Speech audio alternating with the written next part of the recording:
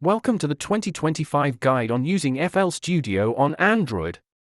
In this video, we'll explore everything from installation to creating your very first track. Before diving in, let's make sure your device meets the system requirements.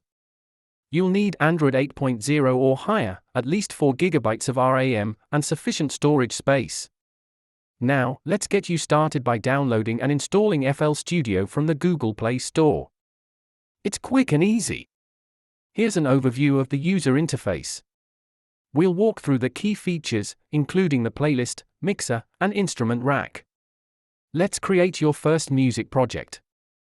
I'll guide you through the process step by step. Explore the built-in synths and samples.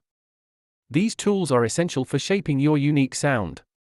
Enhance your tracks by applying various effects using the FX processors. Let's see how to do that. Now, let's focus on recording and editing your sound to create the perfect mix. Here are some tips.